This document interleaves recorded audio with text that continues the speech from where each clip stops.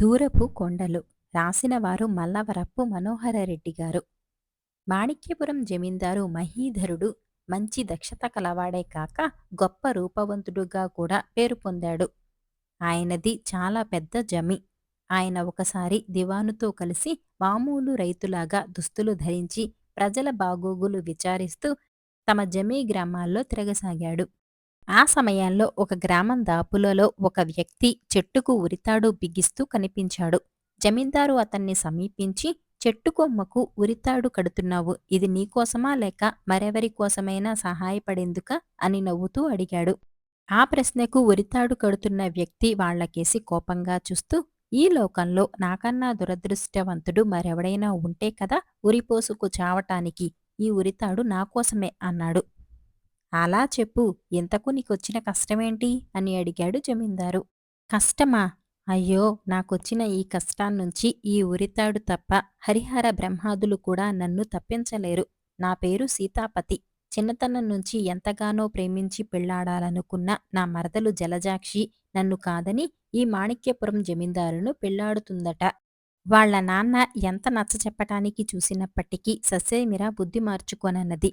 దానితో విరక్తి కలిగి ఇలా ఉరిపోసుకోబోతున్నాను అన్నాడతను. జమీందారు ఆశ్చర్యపడి, నీ మరదలకు మతి చెలించి ఉంటుంది, మంచి వైద్యుడికి చూపించకపోయారా అన్నాడు. నా మరదలి మతి చాంచల్యం వైద్యునితో కుదిరేది కాదు. అది చిన్నతనం నుంచి జమీందారుగారి ధైర్య సాహసాలు, గుణగణాలు, అందచందాలు కథలుగా విని ఆయన్నే పెళ్లాడతానన్న పట్టుదలలో ఉన్నది అన్నాడు సీతాపతి చాలా బాధగా. జమీందారు కొంచెంసేపు ఆలోచించి, జమీందారు నాకు మిత్రుడు. ఆయనకు చెప్పి ఎలాగైనా జలజాక్షితో నీ పెళ్లి జరిగేలా చూస్తాను, దిగులు పడకు వెళ్ళు అని సీతాపతిని అక్కడ్నుంచి పంపేశాడు. తర్వాత ఆయన దివానుతో గ్రామానికి వెళ్ళి ఆ జలజాక్షిని చూద్దాం అంటూ బయలుదేరాడు. ఇద్దరూ గ్రామంలో ప్రవేశించి ఒక వీధి మలుపు తిరిగేసరికి ఒక ఇంటి ముందు జనం గుంపు కట్టి ఉన్నారు. జమీందారు గుంపులో ఒకణ్ణి, అక్కడ ఇంత జనం పోగయ్యారేమిటి అని అడిగాడు. అందుకు గుంపులో ఒకడు, ఈ ఇంటాయన కూతురుకు జమీందారుని తెచ్చి పెళ్లి చేయాలట. పాపం ఆ పిల్ల తండ్రి జమీందారుతో పెళ్లి కాదు కదా, ఆయన దర్శనం కూడా చేయించలేనన్నాడు. దానితో ఆ పిల్ల నూతిలో దూకి చావబోయింది. సమయానికి నలుగురు ఎలాగో కలిసి ప్రాణాపాయం నుంచి కాపాడారు అన్నాడు. ఇది విన్న దివానుకు ఆ పిల్ల పట్ల చాలా సానుభూతి కలిగింది. ఆయన జమీందారుతో, పాపం ఆ పిల్ల మీకోసం ప్రాణాలైనా వదిలేట్టుంది, పోని తమరు వివాహమాడరాదా అన్నాడు.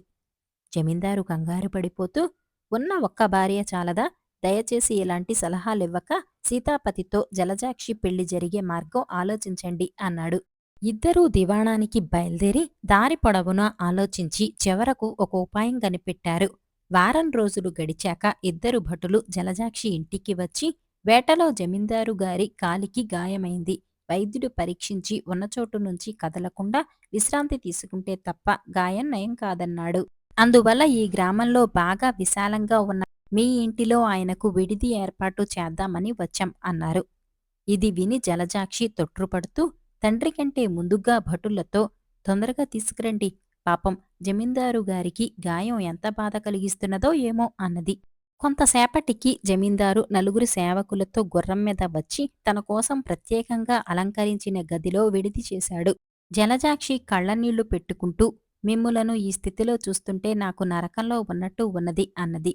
ఆ రాత్రి ఆమె నిద్రమాని జమీందారుకు ఎంతగానో పరిచర్యలు చేసింది. మర్నాటి సాయంకాలం వేళ జమీందారు నౌకర్లు దివాణం నుంచి పెద్ద పెద్ద పాత్రలలో మద్యం తీసుకువచ్చారు. జలజాక్షి జమీందారును ఆ పాత్రలలో ఉన్నదేమిటి అని అడిగింది. ఆయనిచ్చే మద్యం, అది సేవించకపోతే రాత్రంతా జాగరణ చేయవలసిందే, నాకు నిద్ర పట్టదు అన్నాడు జమీందారు. జలజాక్షి అసహించుకున్నట్టు ముఖం పెట్టి చరచరా పెరట్లోకి వెళ్ళిపోయింది. చీకటి పడ్డాక విలువైన దుస్తులు ధరించిన ముగ్గురు వ్యక్తులు వచ్చారు. వాళ్ళు జమీందారు తెల్లవారేదాకా పాచికలాడుతూ కాలం గడిపారు. పాచికలాటలో జమీందారు చాలా ధనాన్ని పోగొట్టుకోవటమే కాక పైగా వాళ్లకు అప్పుపడ్డాడు. ఆ ముగ్గురు జమీందారు నుంచి గెలుచుకున్న ధనంతో వెళ్ళిపోయాక దివాను ఆయనతో, ప్రభూ, మీరు అతిగా మద్యం సేవించి ఆరోగ్యాన్ని, పాచికలాడి ధనాన్ని పోగొట్టుకోవటం బాగాలేదు. ఇలా అయితే తమ ఆరోగ్యం జమీ ఎంతకాలం నిలిచేటట్టు అన్నాడు బాధపడుతూ. నిలిచినన్నాళ్లే నిలవనివ్వండి మనిషికి, అందున నాబోటి జమీందారుకు అన్నిటికన్నా వినోదం ముఖ్యం కదా. చెప్పమరిచాను. నాతో పాచికలాడే మిత్రుడకు చాలా పెద్ద మొత్తాలే బాకీ పడ్డాను. డబ్బు కావాలి. లోగడ భైరవ కొండల పక్కన ఉన్న గ్రామాల్లో 4 గ్రామాలు అమ్మాం కదా. మరి 10 గ్రామాలమ్మి డబ్బు పట్టుకురండి అన్నాడు జమీందారు. ఆ తర్వాత ఆయన పెద్దగా మూలుగుతూ గుండె పట్టుకొని కుప్పకూలిపోయాడు. నౌకర్లు పరుగు పరుగున పోయి దివాణం వైద్యుణ్ణి తీసుకువచ్చారు. వైద్యుడు జమీందారును పరీక్షించి ఏదో కషాయం లాంటిది తాగించి, ప్రభూ, మీ ఆరోగ్యం పూర్తిగా దెబ్బతినిపోయింది. ఒక్క నెల రోజుల పాటు మీకు చికిత్స చేయవలసి ఉన్నది.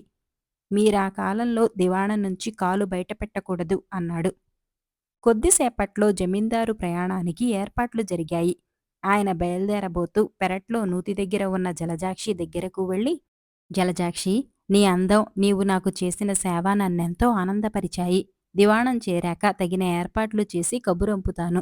నన్ను పెళ్లాడటానికి నీకెలాంటి అభ్యంతరం లేదు కదా అని అడిగాడు.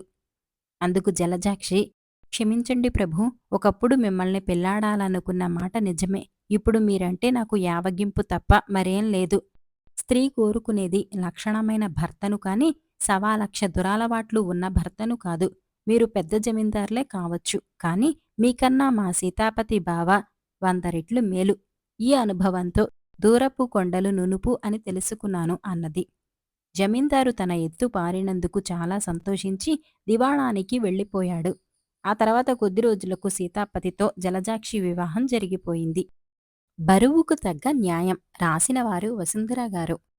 వేదపల్లి అగ్రహారం వాడైన పేరిశాస్త్రి గొప్ప వేద పండితుడు. ఆయన వద్ద ఎన్నో పురాతన గ్రంథాలున్నాయి. జాతి, మత, కుల విభేదాలతో ప్రపంచంలో ఎన్నో హత్యలు, ఎంతో రక్తపాతం జరుగుతూ ఉంటే ఆయనకు బాధ కలిగి ఇతర మతాలకు సంబంధించిన ముఖ్య గ్రంథాలు కూడా సంపాదించి వాటిని క్షుణ్ణంగా చదివాడాయన. అప్పుడు ఆయనకొక అద్భుతమైన విషయం అవగాహనకొచ్చింది. అదేమంటే, ఏ మతము హింసను బోధించదు. సర్వమాన సమానత్వాన్ని శాసించి లోక కళ్యాణాన్ని కోరుకుంటాయి మతాలన్నీ. ఈ సత్యాన్ని ప్రజల ముందు ఉపన్యాసంగా ఇచ్చి అప్పటికప్పుడు శ్రోతలు వెలబిచ్చిన సందేహాలకు వారి వారి మత గ్రంథాల నుంచే ఉదాహరణలు ఇచ్చి సందేహ నివృత్తి చేయాలనుకున్నాడు పేరిశాస్త్రి. ఇలా అనుకున్నదే తడవుగా ఆయన తన కార్యక్రమం ప్రారంభించాడు.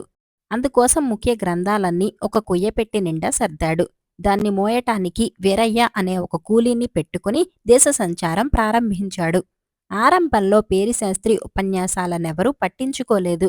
కాని ఏ మతస్థుడైనా ఒక సందేహం వెలిబుచ్చితే అప్పటికప్పుడు అతడి ముందే అతడి మతగ్రంథాన్ని తీసి అందులో ఉన్న వివరాలు చూపించి సందేహ నివృత్తి కావిస్తున్న పేరిశాస్త్రి కొత్త పద్ధతి ప్రజలపై క్రమంగా ప్రభావాన్ని చూపసాగింది. ఫలితంగా ఎక్కడెక్కడి నుంచో పేరిశాస్త్రికి ఆహ్వానాలు రాసాగాయి. చాలా సభల్లో పేరిశాస్త్రి తలపెట్టిన కార్యక్రమాన్ని అభినందిస్తూ కొందరు ధన, వస్తు రూపేణా బహుమతులివ్వటం కూడా ఆరంభించారు. ఇలా 1 సంవత్సరం గడిచేసరికి ఒక పెద్ద జమీందారు ఆయనకు 1,00,000 రూపాయలు బహుమానంగా ఇచ్చాడు. ఆ తర్వాత 1 మాసం రోజులకు ఆ ప్రాంతాలనేలే రాజు ఆయనకు 2,00,000 రూపాయల బహుమానంతో పాటు గొప్పగా సన్మానం కూడా జరిపాడు. పేరిశాస్త్రి ఆర్థికంగా లాభపడటమే కాక దేశదేశాంతరాలలో ఆయన్ని గురించి గొప్ప గొప్పగా చెప్పుకోసాగారు. అయితే పేరిశాస్త్రి గ్రంథాలున్న కొయ్యపెట్టును మోసుకువచ్చే వీరయ్య క్రమంగా కృశించుకుపోసాగాడు. వాడి జబ్బేంటో తెలియకపోయినా చివరకు పేరిశాస్త్రి వాణ్ణి ఒక ధర్మ వైద్యశాలలో చేర్పించాడు. అక్కడి వైద్యులు వీరయ్యను పరీక్ష చేసి వాడికి శారీరకంగా ఏ జబ్బూ లేదని తేల్చారు. ఇది విని పేరిశాస్త్రి ఆశ్చర్యపడి వీరయ్యను, ఒరే వీరయ్య, నువ్వు బయటికి చెప్పకుండా ఏదో మనసులో దాచుకుని బాధపడిపోతున్నావు. అదేమిటో చెప్పు అని అడిగాడు. వీరయ్య ఒక పట్టాన చెప్పలేదు. ఆఖరకు పేరుశాస్త్రి బలవంతం మీద వాడు, బాబూ, మీ మత గ్రంథాల బరువంతా నేను మోస్తున్నాను.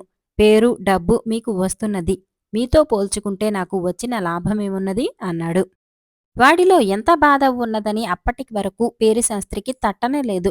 ఆయన ఆశ్చర్యపడి వాడికి అర్థమయ్యేలా చెప్పాలనుకుని, వీరయ్యా, నువ్వు గ్రంథాలున్న కొయ్యపెట్టును బండిలో పెడతావు. అక్కడ్నుంచి దాన్ని వేదిక మీదకి తెస్తావు. ఈ లెక్కన చూస్తే నువ్వు రోజుకు 2 గంటల కంటే దాన్ని మోయటం లేదు, అవునా అన్నాడు.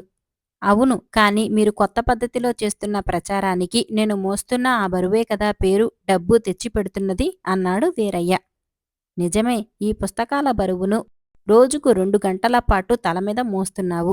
నీకెప్పుడు బరువెక్కువనిపిస్తే అప్పుడు దించుకోగలవు కూడా. కానీ ఈ పుస్తకాల బరువును నేను నా తల లోపల మెదడులో రోజంతా మోస్తున్నాను. ఆఖరకు నిద్రలో కూడా ఆ బరువు నేను మోయక తప్పదు. పైగా అది దించుకోలేని బరువు.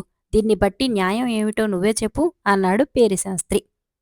పేరిశాస్త్రి ఎప్పుడెవరేమడిగినా ఠకీమని ఒక పుస్తకం తీసి ఏ పుటలో ఏముందో చెబుతాడని వీరయ్యకు తెలుసు. అందువల్ల వాడు వెంటనే, నా తప్పు తెలిసింది బాబూ. బరువు మోయటంలో మేధావిని కూలివాడితో పోల్చాను. నన్ను మన్నించండి అన్నాడు. అయితే పేరిశాస్త్రి అంతటితో ఊరుకోలేదు. ఆయన తన ఆదాయంలో వీరయ్యకు మరికాస్త ఎక్కువ భాగం ఇవ్వటమే కాక 10 మందిలోనూ సర్వమత సామరస్యాన్ని ప్రబోధించటానికి వీరయ్య చేస్తున్న సాయాన్ని పొగడసాగాడు. వీరయ్య మనోవ్యాధి తగ్గిపోయింది. ఆ తర్వాత నుంచి వాడు తల మీద నుంచి బరువు దించుకున్నప్పుడల్లా, పాపం నా యజమానికి ఇలాంటి అవకాశం రాదు కదా అని జాలిపడుతూ ఉండేవాడు.